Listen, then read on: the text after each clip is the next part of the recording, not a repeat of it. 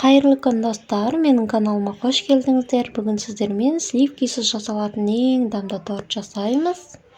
Ол үшін жұмыртқаға қантты салып, массасынан 2 есе ұлғайғанша миксерлейміз.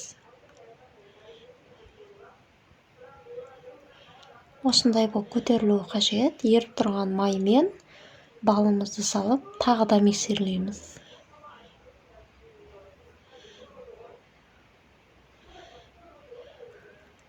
Ал енді ұнымызға ас содасын, разрыхительді және какаоны салып араластырып аламыз.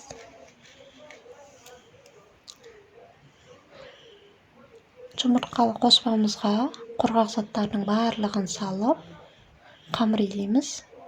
Ескерте кететін бір жайт, артық ұн қосудың мүлдем қажеті жоқ. Қамырымыз осындай болып шығады. Бетін жауып, бірнеше сағатқа холодильникке қоямыз.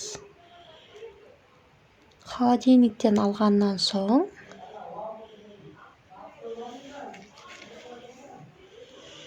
ұзыннан жұқалатып осылай жайып 10-12 бөлікке бөлеміз.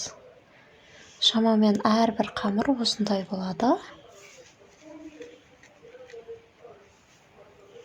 Қамырымызды жайып жіберіп, осындай кальцияның көмегімен піспей тұрып шеттерін кесіп алыңыз. Піскеннен соң кесетін болсаңыз, сынып кетуі әбден мүмкін. Артық қамырларды алып тастаймыз, вилкамен шұқимыз. Бұл қамырды өте жақсы пісуіне көмектеседі. Біздің қорждарымыз осындай болып шығады. Ал енді кремімізді дайындап аламыз. Ол үшін жұмыртқаға сүтті, қантты, ұнды қосып, жақсылап араластырамыз. Түйіршіктер қалып кетпеуі қажет. Араластырып болғаннан соң отқа қойып, үздіксіз араластыру арқылы бір қайнатып алып, осылай қоюланғанша пісіреміз. Міндетті түрде араластырып отырыңыз, себебі түбі жабысып қалуы әбден мүмкін. Біздің заварной креміміз дайын. Түйіршіктері кету үшін бір миксерлеп жібереміз. Үстіне майды және молоконы салып, миксерлеп жібереміз. Май мен молоко бөлме температурасында болуы қажет. Егер креміңіз сұйықтау болып кетсе, бірнеше сағатқа холодильникке салып алуға болады. Тортымызды жинаймыз. Алғаш қоржды қойған кезде ортасына кішкене крем жағып жіберіңіз. Сол кезде торт орнынан жылжып кетпейді. Әр қорждың арасына 3 ас қасықтан крем жағып шығамыз. Дәл солай қайталап, тортты жинап шығамыз.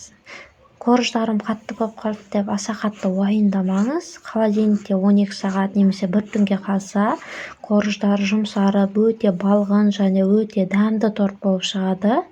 Үлкен кісілерге де өте қатты ұнайды, себебі кремі қатты майлы емес. Оформление жасамас бұрын міндетті түрде бірнеше сағатқа холодильникке қойып алыңыздар. Сол кезде кремдері қатып, өзінің формасын өте жақсы ұстайтын болады. Біздің тортымыз дайын. Сіздермен болған Жанар. Назарларыңызға рахмет.